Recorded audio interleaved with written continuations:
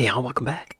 Today we're checking out Americans Don't Do Sorry. Here's why. And he fell right over on his arse. Action. Hello, I'm Lawrence, and I'm on a quest to uncover all of the memos that Britain and America lost in the pond, and one of those memos pertains to apologies. Recently, I was at the hairdresser getting my hair cut and my beard trimmed, and in the process of that, I got an irritation on my neck where the razor had been. This isn't something that usually happens, and all is forgiven if you are watching. But there's something about that moment that stood out to me. My hairdresser, my American hairdresser, said, "Oh my God, Lawrence, I'm so sorry," but in an American accent. And I said, "It's fine. My job only requires me to go on camera in front of hundreds of thousands of people. Don't worry about it." But the thing that stood out to me is the fact that she said sorry. Because one major difference that I've noticed between living in Britain and living in the United States is that on this side of the pond, you hear that word less. And in this video, I'm going to take a look at why that is. Subscribers of this channel will know that I make no apologies for the content that I put out, even though most of the time I should. And if you're not yet subscribed yourself, do that now. Y'all be sure to go to Lost in the Pond and like and subscribe. And if you made it 58 seconds into this video, maybe give me a like and subscribe as well. I'm not going to apologize for saying that. I have heard that British people apologize a lot. So part of me wonders if it's more of like a vocal filler. Like just a way to smooth over a situation, or like, oh sorry. Bet it comes from the politeness thing too. British people are polite. Americans can be polite, but we choose not to be. In the meantime, here's why Americans apologise less than British people. Politeness. 200 years ago, when I was 18, I studied linguistics. I loved it, because now I had an academic justification for the stupid that I said. And one of the things that I learned in depth and subsequently forgot about was politeness theory. What's politeness theory, Lawrence? I was doing that impolitely just for the humour. Well, politeness theory deals with the notion that we all carry a face. I don't just mean this, I mean our self-esteem. So think of the term, I was trying to save face. And there are two types of face, as posited by Brown and Levinson. They were the linguists that came up with politeness theory. And those two types are positive and negative face. And you might be thinking, Lawrence, this is all way too technical. Just tell it to me like I'm 5. Our positive face deals with the desire to be liked. And our negative face deals with our desire to not be impeded or bothered or interrupted. And in Britain... Whoa. That's very interesting. I feel like when I'm out in public and I'm open to socialization, I have the positive face on. But when I'm out in public and I maybe don't feel safe, or I don't want people to talk to me, I put on the negative face to scare people away. This is my positive face. And this is my negative face. It seems to work.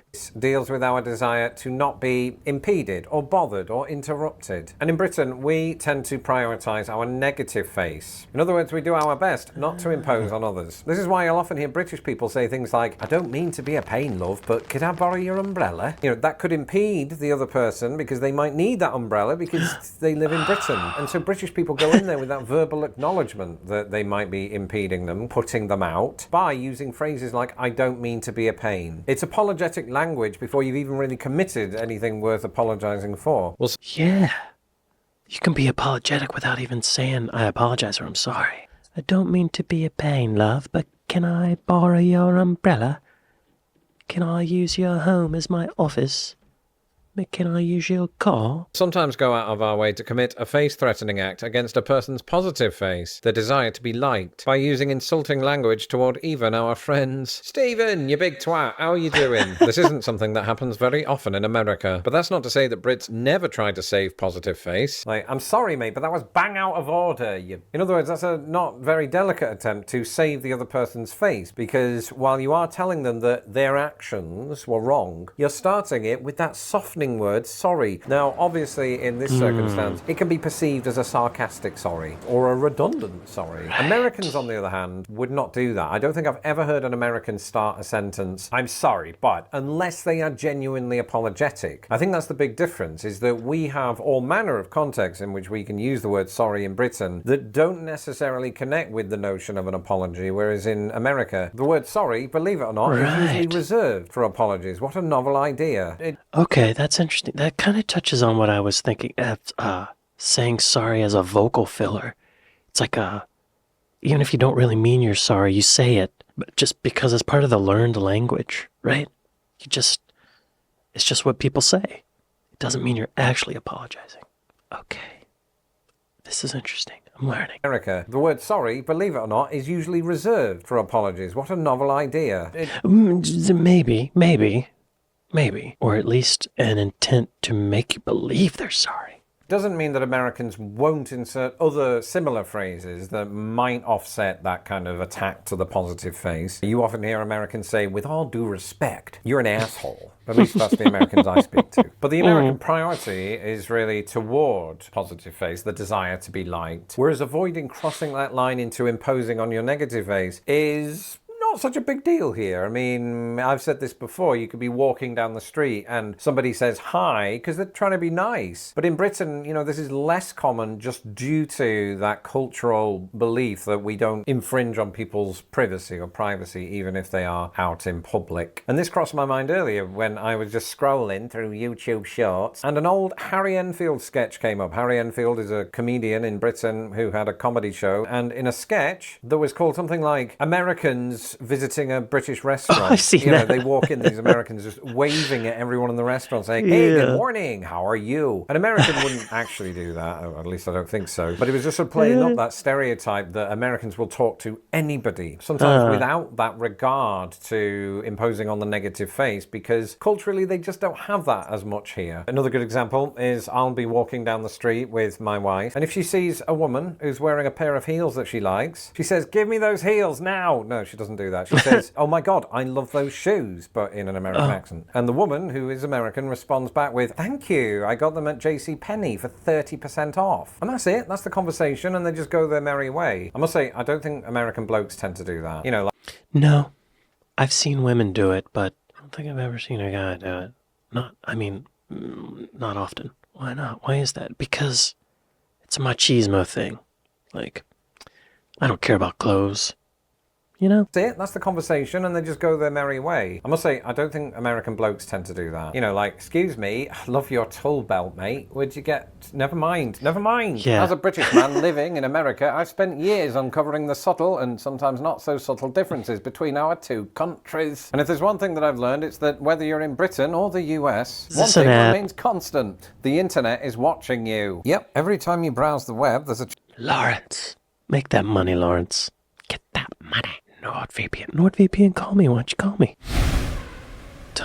What? A few years ago, I was just mindlessly scrolling the internet when I came across this story from the point of view of British actor and comedian Simon Pegg. Now, my Anglophile audience might know him from Shaun of the Dead, Hot Fuzz, or even Spaced, but he also has a role in the Mission Impossible series, which stars somebody called Thomas Cruise. Tom and Simon are actually friends in real life. And Mr. Pegg, when talking about Mr. Cruise, said he maintains his authority by never apologizing for his mistakes. He further goes on to say that if somebody corrects him, instead of saying sorry, Cruise will just say, yeah, and wink at me. I mean, he didn't even apologize to us all when he jumped up and down on that couch on Oprah. On Oprah's show, not on Oprah. And I kind of like that, actually. Because, okay, I'm assuming they're in a working environment. And Simon is maybe the director. He's directing Tom's performance. If I was the director and an actor says, oh, sorry, like that makes me feel kind of bad for giving you feedback because it makes it seem like Tom would be interpreting that as me telling him he made a mistake. But if he doesn't say sorry, it's a little more like, we're still good. Everything's cool. Everything's fine. Right? Nothing to apologize for. And he's saying that Tom maintains authority by doing that. I come to think of it, yeah. When I've been on set and a director gives an actor feedback, or, oh no, I need you to pick the mug up when you say, you dirty scoundrel, instead of when you say, I hate you. Oh, okay, yeah, okay. Nothing to apologize for. No, this is how it works. No apology needed, right? To us all when he jumped up and down on that couch on Oprah. On Oprah's show, not on Oprah. And I imagine to an actor like Simon Pegg, who grew up in that same British sensibility that I did, that might seem either narcissistic or, as he says, a tool by which to maintain authority. I see it, though, as a potential example of this notion that you often hear in America, that apologies can be seen as a sign of weakness or an admission of blame. This is particularly true in business and leadership. Tom Cruise, in effect, is a businessman, somebody who considers himself a leader. And I remember when I worked for a business here in Chicago before I became a full-time YouTube sensation. There was one time when I completely messed up and I was late on a deliverable and I felt bad about it. So I actually went to the person who was overseeing that part of the project and I apologized to them and they were stunned. This was an American person. They just hadn't heard somebody utter the word sorry in the workplace before. For me, it felt like I was hopefully displaying integrity by owning that mistake, but also to try to correct it. So you might be thinking, No, I admire that, Lawrence. That's good. That's good. In that sense, yeah. Make an effective apology. You're not just throwing sorry around willy-nilly. Lawrence is a good guy, y'all. Lawrence, does all of this mean that British people care too much and Americans don't care at all? No, since I left Britain, I've also left behind those so-called redundant apologies. I think I've been influenced by the American way of doing things, the more direct approach to things. I no longer use phrases like, I'm sorry, but. I think that in some ways, Americans are onto something, because if you are using the word sorry every other sentence, like I used to do in Britain, sorry has the potential to become redundant when you are genuinely apologetic. It almost becomes meaningless at that point because you have a reputation for using the word sorry in places where you're not. Yeah. He's just making me realize too, I'm gonna get into a gender issue, y'all, so trigger warning. But I do see women in the United States apologizing before they even have an interaction with someone, like at a store. She approaches someone who works at the grocery store to ask where something is. She'll go, sorry, do you know where the olive oil is? Like, why? I guess she's apologizing because she's interrupting the workers, whatever they're already doing. But that doesn't deserve a sorry. Take up your own space. You deserve to be on this planet. Instead of saying, sorry for interrupting you, say, thank you for letting me interrupt you. See what happens. Don't apologize. Don't apologize.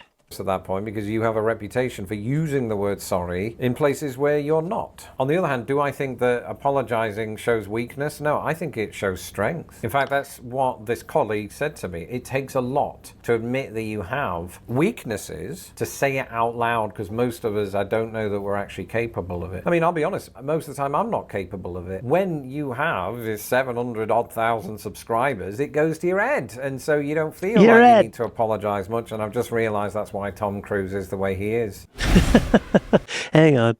Wait, so... Yeah, in a workplace especially. When I was in college, I had a friend who needed some help with figuring out how to do something in, I think it was Photoshop.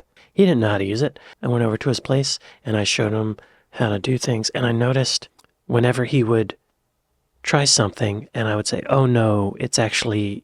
you need to do this instead, he would say, thank you. Like as in, thank you for correcting my mistake. And it made me feel really good. Next time someone corrects you, say, oh, thank you. See what they do. Let me know in the comments if you are sorry that you watched this video or just in general. Recently, I talked about the secret rules of being an American. You'll watch that video next. And until next time, I've already watched goodbye. Goodbye, Lawrence. Thank you for making this video, Lawrence. I've heard this sorry thing a lot in these videos, but he did it a little different. He showed me some stuff I didn't know. Thank you, Lawrence. See, I did it just then. Doesn't cost me anything to give someone a compliment or to thank them. Right? This was great. Well, y'all, I'd like to thank my patrons. I'd like to thank my Buy Me a Coffee folks. Thank y'all for watching this with me, and I'll see you next time. Later. Sorry.